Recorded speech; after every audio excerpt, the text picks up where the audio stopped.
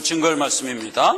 요한복음 15장 1절에서 17절까지 말씀입니다. 내가 참 포도나무요 내 아버지는 그 농부라. 무릇 내게 있어 과실을 맺지 아니하는 가지는 아버지께서 이를 제버리시고 무릇 과실을 맺는 가지는 더 과실을 맺게 하려 하여 이를 깨끗게 하시느니라. 너희는 내가 일러준 말로 이미 깨끗하였으니 내 안에 거하라. 나도 너희 안에 거하리라.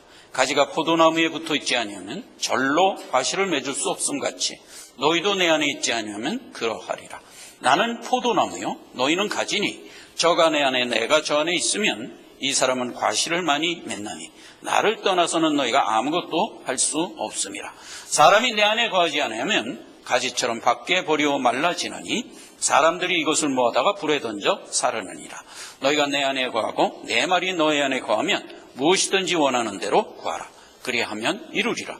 너희가 과실을 많이 맺으면 내 아버지께서 영광을 받으실 것이요 너희가 내 제자가 되리라.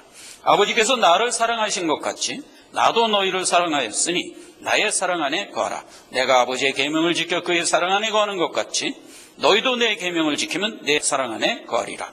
내가 이것을 너희에게 이루면 내 기쁨이 너희 안에 있어 너희 기쁨을 충만하게 하려 함이니라. 내 계명은 곧 내가 너희를 사랑한 것 같이 너희도 서로 사랑하라 하는 이것이니라.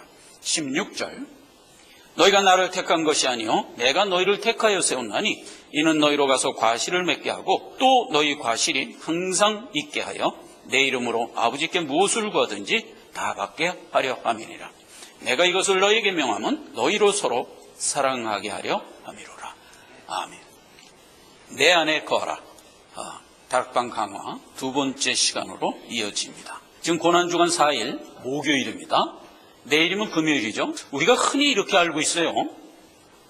13일 금요일 이렇게 알고 있죠, 여러분. 6월절은 성경에 며칠이라고 되어 있어요? 정월 14일. 그렇죠? 그래서 이제 목요일 13일이에요, 오늘이. 내일이면 금요일 14일, 6월절이라니까. 그래갖고 이제 목요일날 이제 긴긴 강화를 했는데 뭘 했어요? 4차 십자가 예고하고 6월절을 잡수셨죠.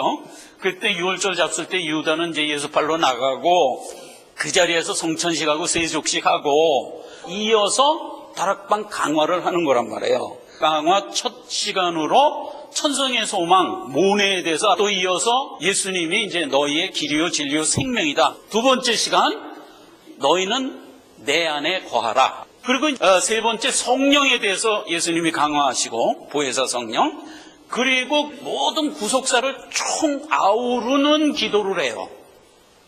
그 기도를 하시고 겟세마네 동산으로 가는 거예요. 거기서 겟세마네 동산 그 유명한 기도하실 때 유다가 관속들을 이끌고 와서 예수를 잡아가는 것으로. 그래서 이제 오늘 그 다락방 강화 두 번째 시간 너희는 내 안에 거하라. 이 부분을 오늘 살펴보고자 하는 겁니다. 자, 오늘 본문 말씀을 보면 이렇게 돼 있죠. 너희는 이미 내 말로 깨끗해졌다. 너에게 준 말씀으로 너희는 깨끗함을 얻었다. 즉 구원 얻었다. 이걸 이제 선언을 하고 그리고 비유를 이렇게 드는 겁니다. 내가 참 포도나무라면 내 아버지는 농부다. 그렇게 해서 이제 예수님과 하나님과의 관계를 포도나무와 농부의 관계로 얼개 그대로 이끌어와서 내가 포도나무면 너희는 가지다 이렇게 엮어주시는 거예요. 그러니까 하나님과 예수님과의 관계를 너희와 나의 관계로 원형해 주는 거죠.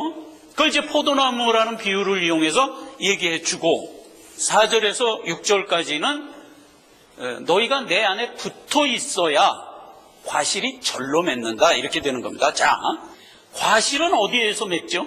포도나무 입장에서 보면 가지에서 맺는 거예요. 가지가 포도나무에 붙어 있으면 절로 맺는 거잖아요. 이게 성도들이 열매 맺는 원리예요. 우리가 이제 많이 오염되어 있죠. 어떤 식으로 오염되어 있냐면 선행을 해야 열매가 얻는 줄 안다고. 아니 무엇이 관건 붙어 있느냐 떨어져 있느냐 그러면 열매는 절로 열리도록 되어 있는 거예요. 그 다음에 그 원리를 이제 영적으로 또 풀어줬어요. 이렇게 했어요. 아버지가 나를 사랑하고 내가 아버지를 사랑한 것처럼 나도 너희를 사랑하니 너희도 나를 사랑한다. 내가 아버지의 계명을 지킨 것 같이 너희도 내 계명을 지키면 내 안에 거하는 거예요. 12절 내 계명은 곧 내가 너희를 사랑한 것 같이 너희가 서로 사랑하라 하는 것이다.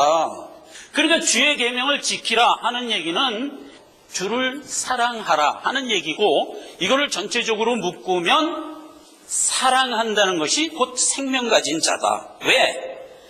주 안에 있기 때문에. 생명은 언제나 주 안에 있을 때 있는 거잖아요.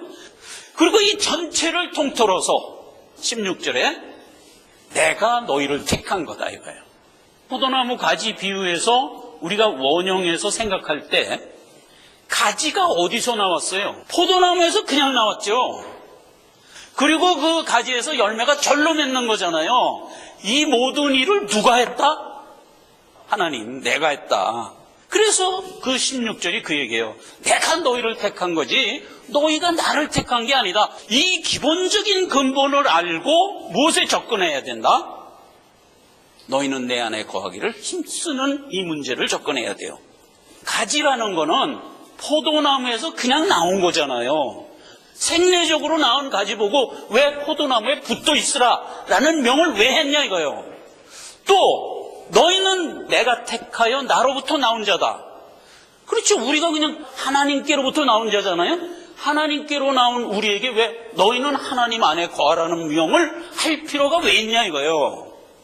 어떻게 보면 굉장히 중요한 이유예요. 먼저 포도나무와 가지 비유해서 성경이 포도나무를 누구를 지칭하냐면 두 가지를 지칭해요.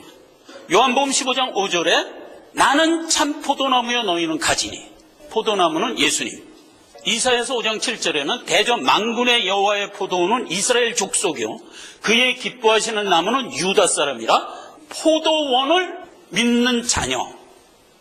그리고 포도나무를 유다는 택한 자녀. 포도나무를 우리를 지칭했어요. 그 다음에 에레미야서 2장 21절에는 내가 너를 순전한 참종자 귀한 포도나무로 심었다.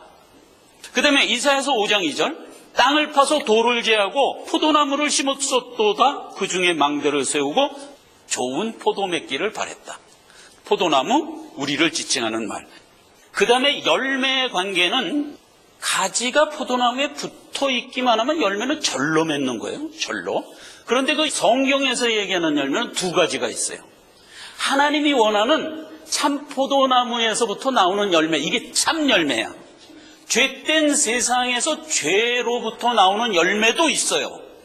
그래서 이 두 열매를 우리가 봐야 되는데, 이거는 창세기 1장에 그 얘기부터 하고 출발을 해요.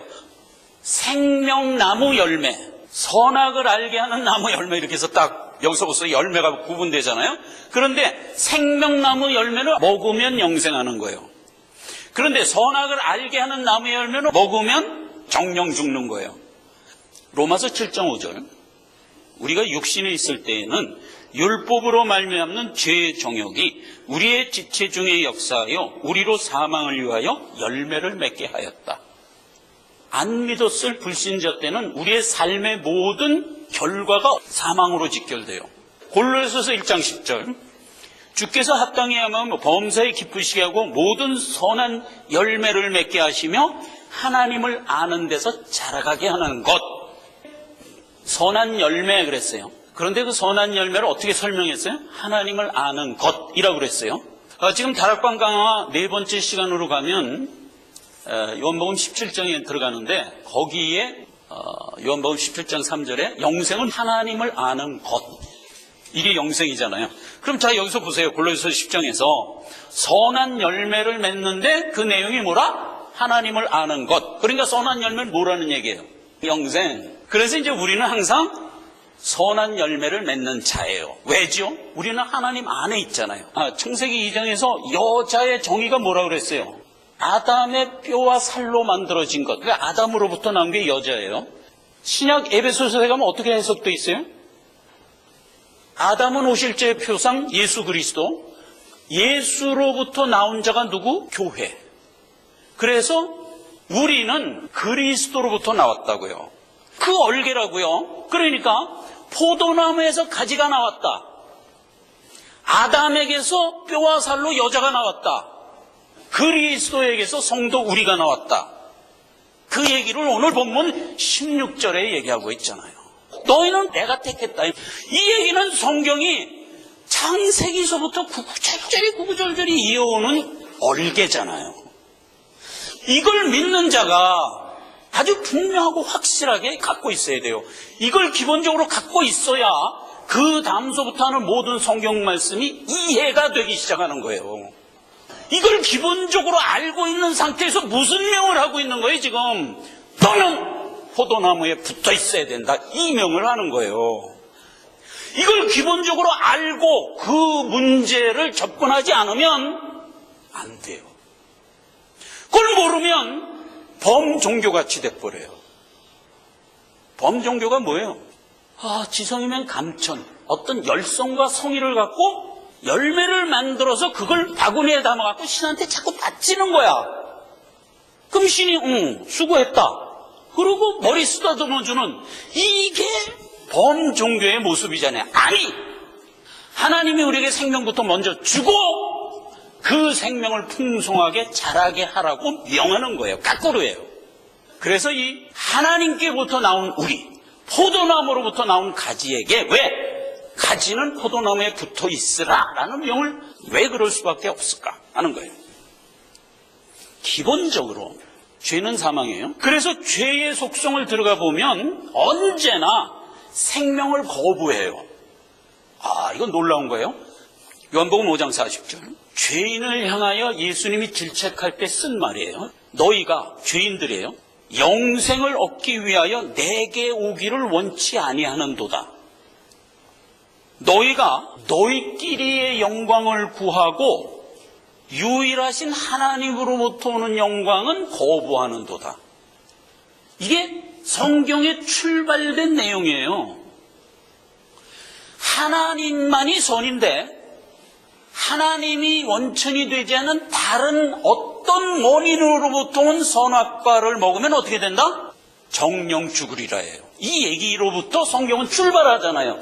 그 얘기를 2000년이 흐른 지금도 계속 예수님은 같은 얘기를 하는 거예요, 지금. 자, 다시 봐요. 너희가 영생 얻기를 싫어하여 내게 오지를 않는다. 하나님으로부터 오는 선은 배제하고 너희끼리 만든 선을 가지고 가는 도다, 이 말이에요. 그게 죄예요. 그게 죄예요. 요한복음 3장 19절에도 죄는 이것이니 곧 빛이 세상에 왔으되 사람들이 자기 행위가 악함으로 빛보다 어두움을 더 사랑한 것이니라. 이사야서 30장 9절 10절. 대저 이는 패역한 백성이요 거짓말하는 자식이요 여호와의 법을 듣기 싫어하는 자식이라.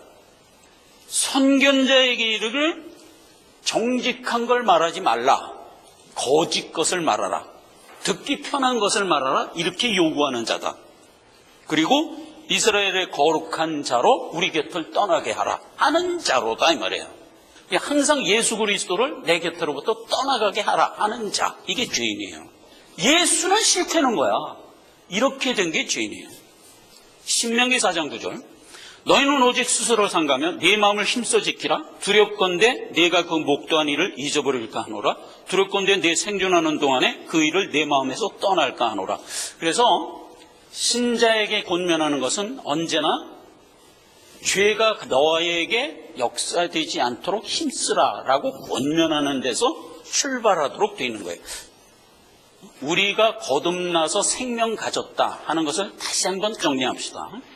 거듭났다, 첫째 부활, 이런 말로 표현을 해요. 우리는 살아난 자예요. 요한복음 3장 5, 6절 예수께서 대답하되 진실로 진실로 내게 이르노니 사람이 물과 성령으로 나지 않으면 하나님 나라에 들어갈 수 없다. 육으로 난 건 육이요 영으로 난 것이 성령으로 난 것이다. 그러니까 인간이 가지고 있는 죄성이 변하여 생명으로 되는 게 아니에요. 근본적으로 생명은 생명으로부터 와야 돼. 포도나무에서 가지가 나와야 된다니까. 예수로부터 성도가 나와야 돼요. 아담으로부터 여자가 나오는 거예요. 그거를 조금 분해하면 이렇게 돼 있어요. 로마서 8장 9, 10절. 만일 너희 속에 하나님의 영이 거하시면 너희가 육신에 있지 않은 그 영에 있나니 누구든지 그리스도의 영이 없으면 그리스도의 사람이 아니라 또 그리스도께서 너희 안에 계시면 몸은 죄로 인하여 죽은 것이나 영은 의로 인하여 산 것이라. 예수의 영이 우리 안에 들어왔어요. 하나님이 우리를 택했어요. 그래서 우리가 거듭났다는 것은 무엇을 뜻한다? 우리의 영이 살아났다는 걸 뜻한다. 그럼 몸은 아직 안 살아났다 이거야. 요걸 우리가 자꾸 오해하는 거예요. 우리는 영이 일단 살고 몸은 아직 안 살아났어요. 그거는 주님 재림할 때 한 번에 살려준다고 약속이 돼 있어요 이미. 그래서 그 얘기는 오늘 읽은 로마서 8, 11절에 돼 있어요. 그래서 우리가 영의 소욕과 육의 소욕 사이에 끼어 있다고요. 지금 하나님의 뜻을 행할 것이냐 육의 성정대로 살 것이냐의 사이에서 갈등하는 자가 됐어요. 로마서 7장 6절 이제는 우리가 얽매였던 것에서 죽었으므로 율법에서 벗어났으니 이러므로 우리의 영의 새로운 것으로 섬길 것이요 그런 우리에게 갈라디아서 5장 17절 같은 권면이 나오는 거예요. 육체의 소욕은 성령을 거스리고 성령의 소욕은 육체를 거스르나니 이 둘이 서로 대적하므로 너희의 원하는 것을 하지 못하게 하려 함이라. 그래서 우리 안에는 몸이 원하는 육체의 소욕이 아직 상존해 있고 그런 가운데 영이 살아나서 하나님의 뜻을 구하고자 하는 영의 소욕이 있어요. 이 둘이 서로 어떻게 한다는 거야? 대적한다고요. 이 갈등이 우리에게 있기 때문에 우리는 이 권면을 받을 수밖에 없는 거예요. 여러분 숭어, 송어라고도 그러죠. 숭어가 헤엄치는 걸 보면 이 원리를 우리가 조금 이해할 수가 있어요. 맑은 물이 이제 설악산 자락에서 이렇게 동해안으로 흘러 들어가니까 얼마나 깨끗해요. 바로 흘러 내려가고 바로 동해안으로 들어가기 때문에 오염될 틈이 없는 거야. 그러니까 아주 깨끗하죠. 송어가 살아. 깨끗한 데서만 사는 고기이기 때문에 물이 무릎 정도 되는 그런 높이로 물이 흐르는데 송어가 딱 있는 거야. 속도가 빨라요. 그냥. 근데 이 송어가 살았기 때문에 안 흘러가요. 가만히 이제 높은 데서 이렇게 내려다보면 송어가 몸짓을 탕탕하면서 서 있는데 물줄기를 거슬러서 딱 서 있는 거야. 지금 송어는 거슬러서 헤엄쳐 올라가고 있는 상황이에요.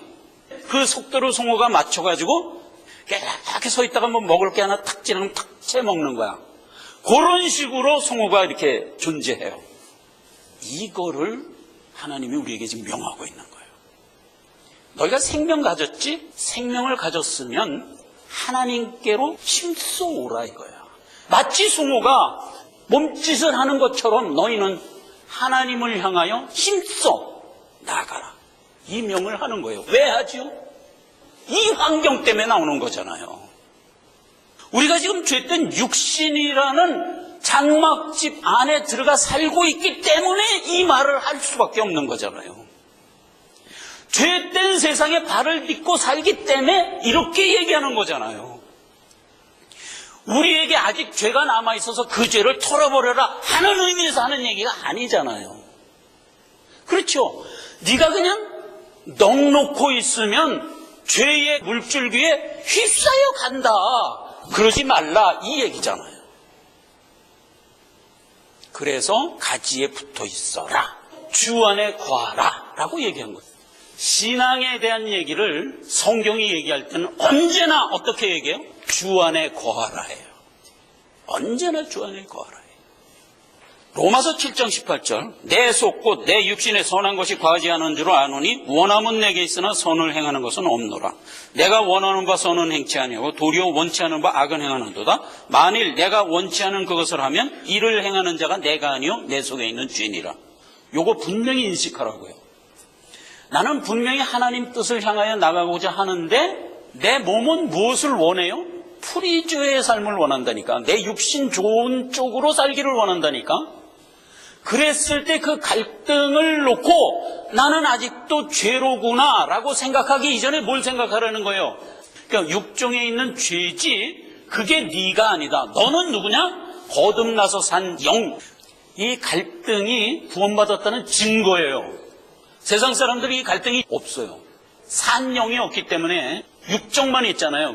이 갈등은 누구에게만 있다? 신인류 우리에게만 있어요. 여러분 신인류 그러니까 좀 이상해요? 우리는 육정이라는 죄에 거하는 생명 가진 자예요.